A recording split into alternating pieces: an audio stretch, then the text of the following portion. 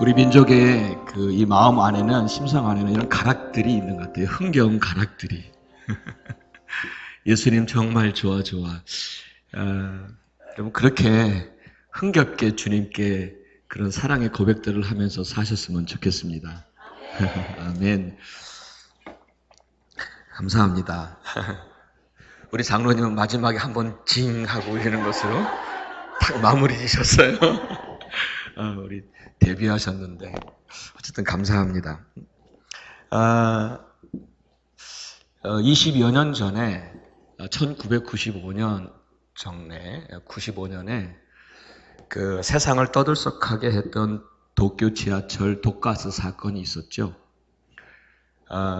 일본의 그 옴진리교라고 하는 사이비 종교가 일으킨 사건이었는데 교주는 요가를 가르치던 사람이었대요.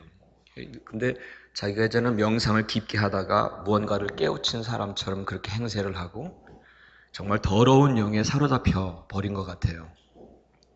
참으로 허무맹랑한 설교를 하지요. 자칭 예언자요, 자칭 구세주라고 그렇게 설교를 했습니다. 그런데도 그런 허무맹랑한 설교를 들으면서도 그의 카리스마, 소위 말하는 영역이 좀 강하다라고 하면서 그 당시에 고학력자들이, 대학 출신들의 고학력자들이 그 교주를 많이 따랐다고 하지요. 근데 그렇게 많이 배웠던 고학력자들, 그 사람들조차도 그 교주를 따라서 많은 사람들을 잔인하게 살해하고 심지어는 지하철에 독가스까지 뿌린 일들을 하게 돼요. 어쩌면 그리도 이렇게도 맹목적으로 믿었을까요?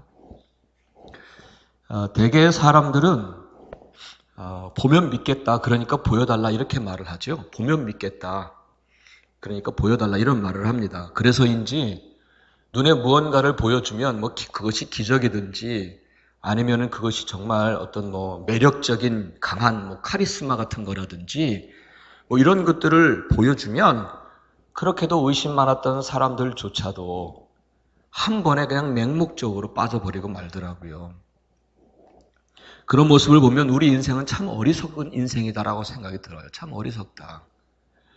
그저 눈에 보이는 것에 미치고 그저 눈에 보이는 것에 맹목적이 되거든요. 성경이 가르치듯이 눈에 보이는 것은 다가 아닌데, 눈에 보이는 것은 잠깐이요, 우리를 속이는 것인데 말이죠. 그런데 우리 스스로를 돌아봐도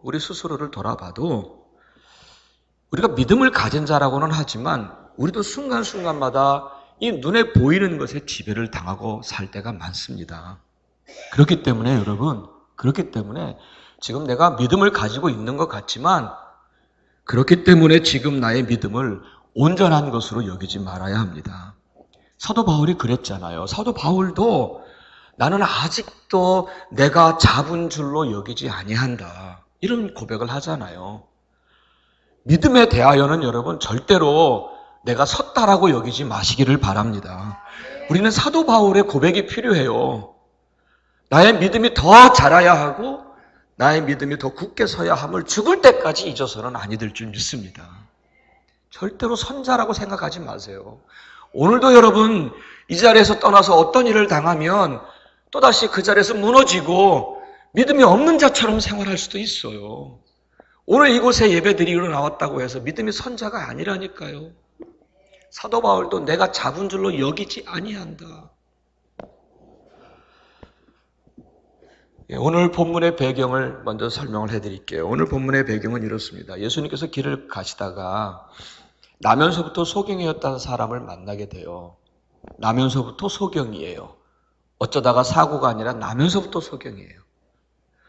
주님은 그를 불쌍히 여기셔서 먼저 다가가셔서 그를 치료해 주세요. 근데 예수님의 방법은 좀, 이번에 쓰신 방법은 다른 때와 다르게 아주 좀 특이했어요. 땅에다가 침을 뱉어서 그걸 흙을 이기시고는, 그리고는 그 흙을 이 소경의 눈에 발라주셨어요. 그런데 그것으로 눈이 보인 것도 아니에요. 그 상태로, 이 눈에 흙이 묻은 상태로 실로암 연못까지 가라는 거예요. 거기서 씻으라는 거예요. 그래서 말씀대로 가서 씻었더니 그때서야 시력이 돌아왔어요. 그때서야 눈을 보게 됐어요.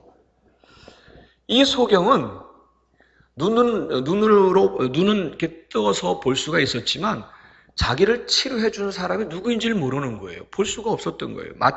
만약에 소경 바디메오 아시죠? 소경 바디메오처럼 그 자리에서 눈을 뜨게 하셨으면 아, 이분이 나를 뜨게 했구나라고 예수님을 알아봤을 거예요.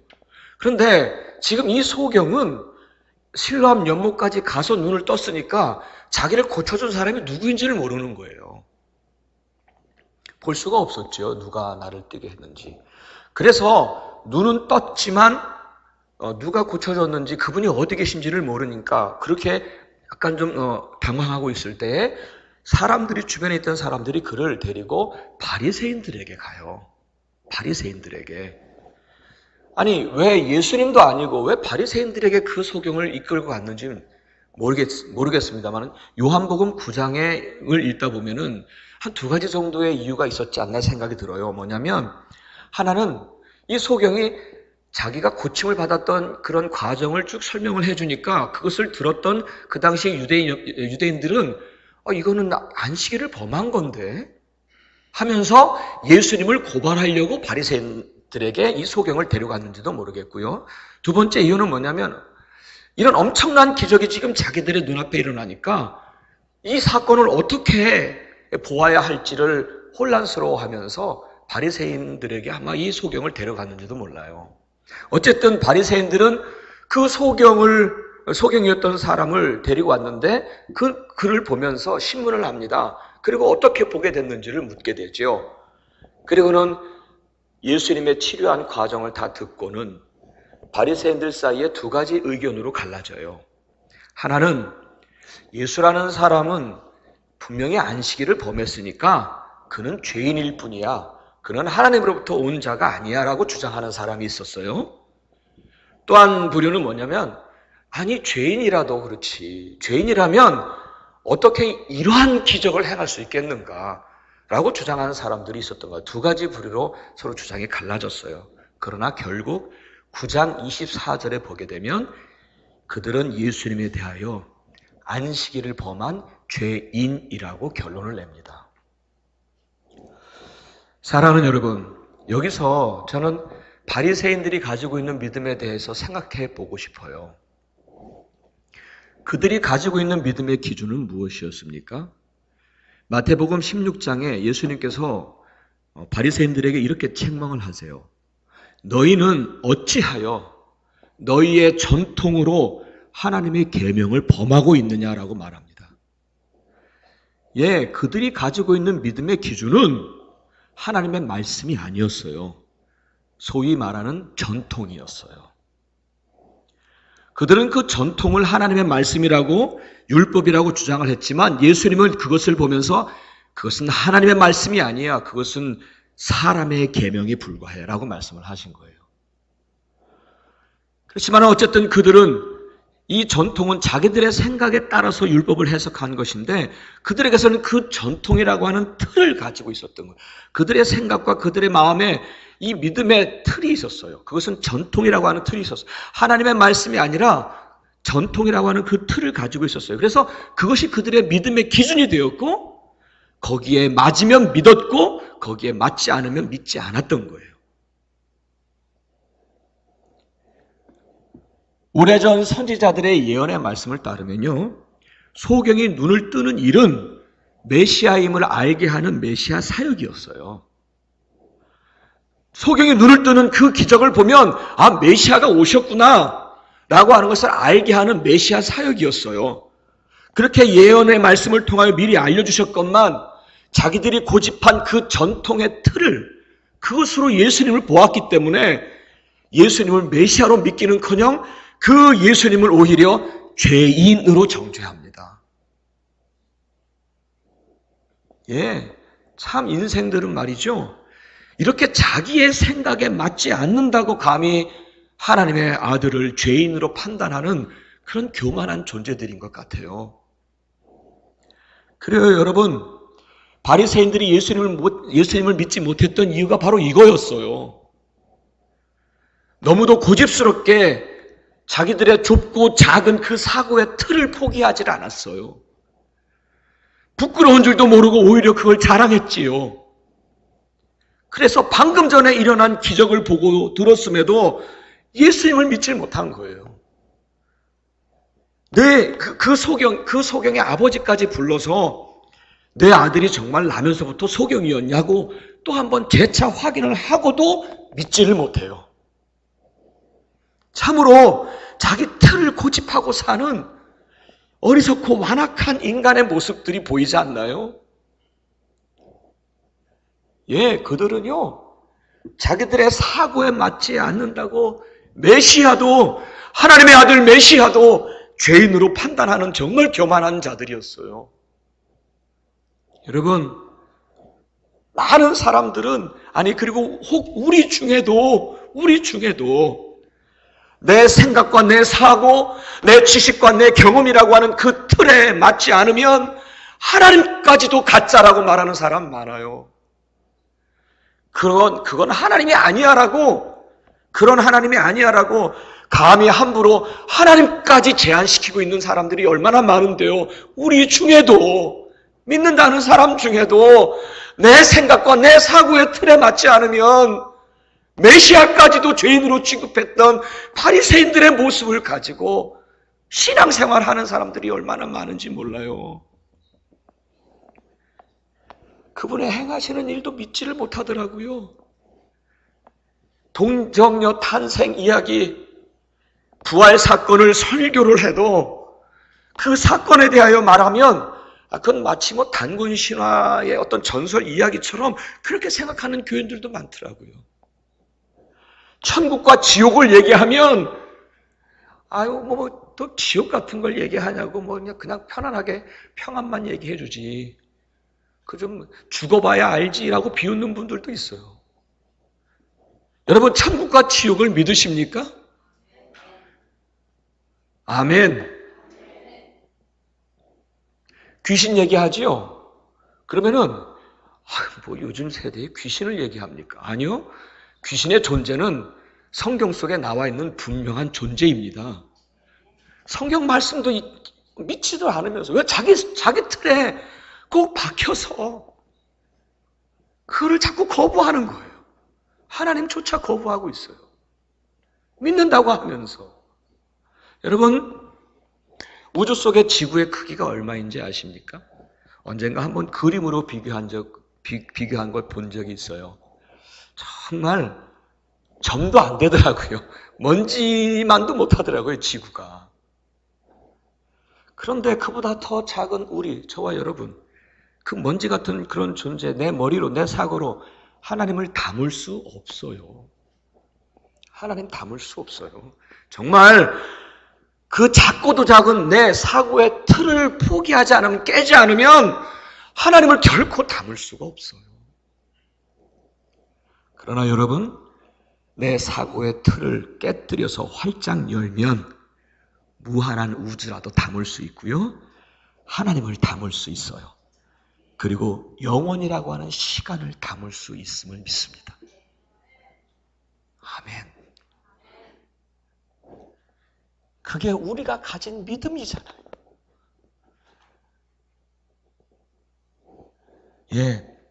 하나님에 대하여 닫힌 마음에는 하나님의 기적도 닫힙니다.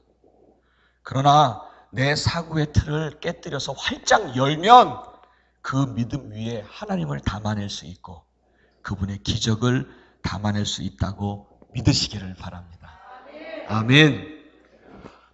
자, 그러면 계속해서 이렇게 하면 어떻게 하면 내 믿음의 문을 더 활짝 열 수 있을까요?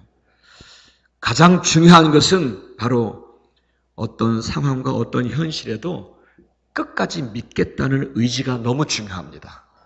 끝까지 믿겠다는 의지. 여러분, 주님을 믿겠다고 하는 의지가 있으시죠? 내 지와 내 의지와 내 감성 다 하나님 앞에 거룩하게 드려야 할 줄 믿습니다. 내 의지조차 세상에 이용당하지 마십시오. 내가 가지고 있는 이 의지를 주님 앞에 나의 믿음으로 드리시는 여러분의 의지가 되시기를 축복합니다. 우리의 본문 오늘 읽었던 35절로 38절까지 말씀을 현대인의 성경으로 제가 다시 한번 여러분들께 보여드릴게요. 의미가 좀 더 정확하게 잘 전달될 수 있죠. 우리 한번 35절로 38절을 저와 함께 천천히 함께 읽겠습니다. 함께 합니다. 시작. 예수님은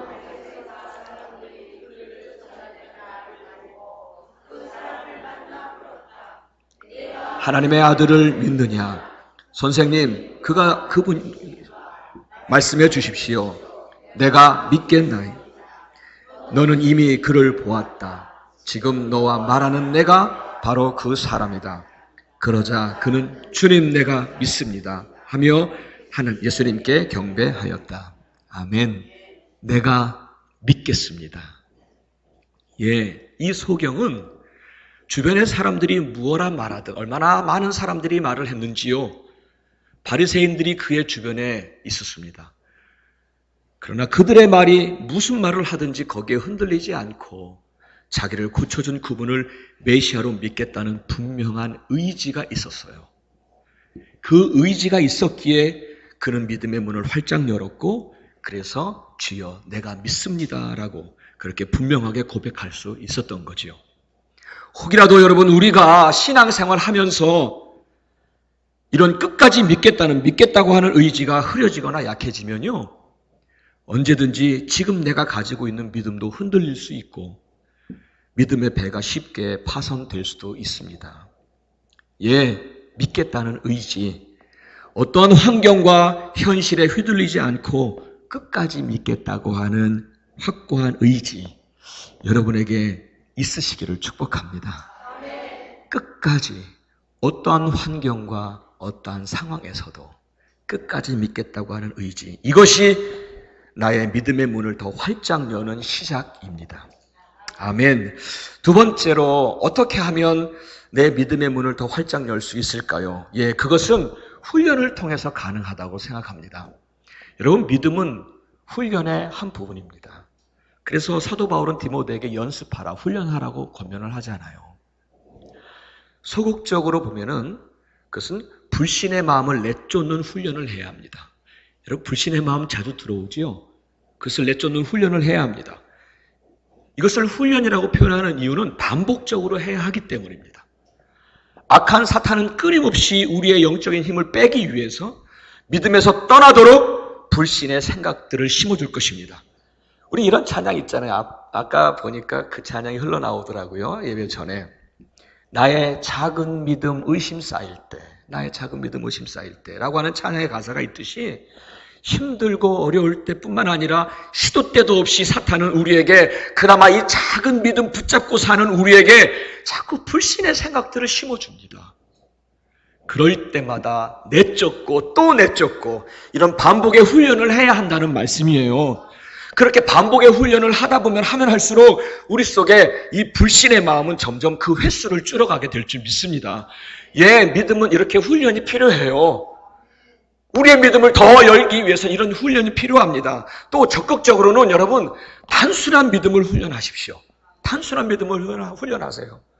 누가복음 8장에 잘 알고 계시는 사건이 나와요. 예수님께서 회당장 야이로의 그 딸을 고치시려고 그 집을 향하여 가시던 중에 12년 동안 혈루증으로 앓고 있는 여인을 만나게 돼서 좀 지체하게 되잖아요. 근데 예수님이 그렇게 좀 지체하는 사이에 야이로의 딸이 그만 죽고 말아요. 그래서 야이로의 집에서 한 사람이 달려와서 이렇게 말하지요. 당신의 딸은 이미 죽었습니다. 더 이상 예수님이 오실 필요가 없어요. 이젠 끝입니다. 이젠 소망이 없어요. 라고 그렇게 말을 하지요. 그때 예수님께서 회당장 야이로 그 말을 듣고 두려워하고 불신의 생각이 있었던 그 야이로에게 주님은 이렇게 말씀하십니다. 너는 두려워 말고 너는 믿기만 하라. 그리하면 딸이 구원을 얻으리라. 예수님은 회당장 야이로에게 단순한 믿음을 요구하시는 거예요. 이런 상황 저런 상황 내 옆에 보이는 눈으로 보이는 모든 상황 거기 보지 말고 불신의 마음 다 내쫓아버리고 너는 믿기만 하라. 그래요 여러분, 절망적인 상황을 만났을 때에 사실 가장 힘이 되고 능력이 되는 것은 단순한 믿음이에요. 그렇지 않나요? 단순한 절망적인 상황 속에서 생각할 것 없이 그냥 단순하게 믿어버리면 때로는 그것이 우리에게 힘이 되고 능력이 되어져요. 여러분 단순하게 믿으시기를 바랍니다. 그 길이 힘이 되는 길이에요. 그거는 맹목적인 믿음 아닌가요? 여러분, 하나님 살아계시지요? 믿으십니까? 하나님은 살아계시는 그분을 믿는 건데 어찌 그것이 맹목적인 믿음이라고 하나요? 실체가 없어야 그게 맹목적인 믿음이지요. 우리 하나님은 살아계신데 실체가 없는 분이 아니잖아요. 그분의 전능하심과 그분의 능력을 믿는 건데 그것이 왜 맹목적인 믿음인가요? 오히려 우리는 그분을 믿을 때는 정말 당연히 단순한 믿음으로 나아가는 것이 맞지 않나요? 여러분의 아버지를 의심한 적 있으세요? 그냥 단순하게 믿는 거지 왜 그게 맹목적인 건가요? 내가 내 아버지라고 얘기하는데 왜 그게 맹목적인 건가요? 실체가 있는데 맹목적인 믿음이 아닌데 왜 믿으세요? 여러분 아버지를 어떻게 알고 믿으세요? 맹목적인 믿음 갖고 계세요? 아니잖아요. 실체가 있어요. 우리 하나님은 살아계십니다. 그거 믿으시지요? 그러면 맹목적인 믿음이 아니라니까요. 단순한 믿음일 뿐이에요. 여러분 단순하게 믿으십시오. 살아계신 하나님이시기에 그리고 믿음의 사람들을 위하여 합력하여 선을 이루시는 분이시기에 그저 믿어버리는 단순한 믿음을 반복해서 훈련하시기를 축복합니다. 때때로 불신의 마음이 찾아오면 내쫓고 또 내쫓고 회당장에게 하신 예수님의 말씀을 기억하십시오. 이것저것 바라보면서 두렵기도 하고 여러 가지 생각이 복잡할 때에 주님이 말씀하셨죠. 너는 믿기만 하라. 그러면 내 딸이 구원을 얻으리라.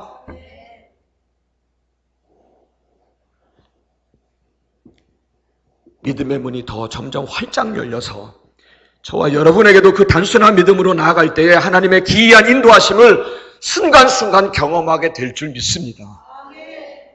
아멘. 이제 마지막으로 어떻게 하면 내 믿음의 문을 더 활짝 열 수 있을까요? 절대 빼놓을 수 없는 게 있어요. 빼놓으면 안 되는 게 있어요. 그것은 기도입니다. 기도입니다. 마가복음 9장에 귀신에 들려서 고통을 당하는 아들을 고쳐달라고 예수님 앞에 엎드린 아버지가 있었어요.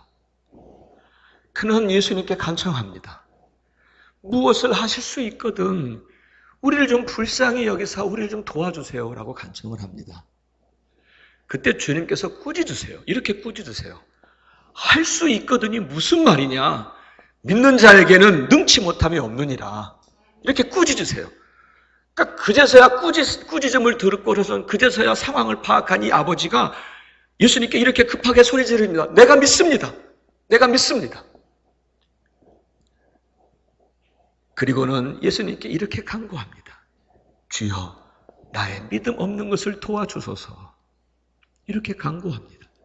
여러분 우리는 오늘 나는 믿습니다라고 우리는 외치지만 또한 나의 믿음 없는 것을 도와주소서라고 기도해야 할 줄 믿습니다. 누가복음 17장에서도 제자들조차도 주여 우리에게 믿음을 더하소서라고 기도해야 합니다. 우리가 아무리 믿겠다고 하는 의지를 가지고 있어도요, 우리가 아무리 반복적으로 믿음의 훈련을 해도요, 우리 하나님께서 도우시지 아니하면 우리의 믿음은 쉽게 지칠 것이고 쉽게 넘어질 것입니다. 그러나 우리 하나님이 도우시면 내 마음과 생각을 주관하시든지 혹은 내 상황과 현실을 사용하시든지 혹은 사람을 통해서든지 이러한 것들을 통해서 내게 믿음을 주시고 내 믿음이 더 강하게 해주시는 하나님이심을 믿습니다. 그래서 믿음을 은혜라고도 말하잖아요. 믿음을 은혜라고도 말해요. 정말 그래요, 여러분. 내가 아무리 잘 믿어보려고 해도 기도하지 않으면 쉽게 지칩니다.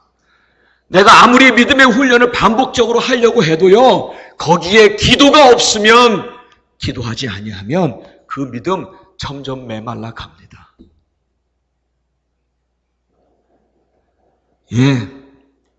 내 믿음을 위하여 더 기도하셔야 합니다. 더 기도하셔야 합니다. 그분이 도우셔야 진짜 믿음의 분량에 이를 수 있기 때문이에요. 그분이 도우셔야 돼요. 사랑하는 성도 여러분, 누구나 다 자기만의 생각과 사고의 틀을 가지고 있어요. 그런데 그 틀이 오히려 내 믿음의 걸림돌이 될 때가 참 많더라고요. 그리고 그 작은 틀 속에 갇혀서 정말 성경이 약속하신 그 기이한 믿음의 세계를 경험하지 못하면서 신앙생활을 하시는 교인들이 의외로 많다 생각이 들어요. 그 틀을 깨질 못해서. 여러분, 그 틀을 포기하십시오. 미련 없이 깨트려 버리세요. 내 생각대로 믿지 마시고 내 상식대로 믿지 마시고 정말 말씀대로 믿으십시오. 정말 말씀대로 믿으세요. 불신의 마음 쫓아내시고 단순하게 믿어보세요. 단순하게. 내 생각대로 믿지 마시고 내 상식대로 믿지 마시고 그렇게 믿음의 문을 더 활짝 열면 우리의 삶에 전능하신 하나님을 담을 수 있고 그분의 기적을 담을 수 있습니다. 그리고 하늘의 신령한 은혜를 우리의 삶에 담을 수 있음을 믿습니다. 아멘. 오늘 이곳에 계신 우리 사랑하는 모든 성도님들마다 진정한 그 믿음의 축복을 누리시며 사시기를 예수 그리스도 이름으로 축원합니다. 아멘. 아멘. 우리의 믿음 위에 역사하실 주님을 찬양합니다. 오늘도 다시 믿음의 길을 걷고자 결심하며 나아갑니다. 우리의 삶에 그 믿음 위에 임하실 주님의 전능하심과 주님의 기적과 주님의 풍성하심을 우리에게 부어주실 줄 믿습니다. 믿음의 길에서 벗어나지 말게 하시고 끝까지 믿음 붙잡게 하시고 불신들 쫓아내게 하시고 기도하며 또 기도하며 우리의 믿음을 더하는 축복의 사람들 되게 하여 주시옵소서. 이제는 우리의 구세주가 되시고 우리의 진정한 힘이 되신 예수 그리스도의 은혜와 하늘 아버지의 그 무한하신 사랑하심과 성령의 충만하심이 성령의 감동하심이 우리 사랑하는 모든 성도님들의 발걸음 위에 이제부터 영원토록 함께 하시기를 우리 구세주 예수 그리스도 이름으로 간절히 축원하옵나이다. 아멘.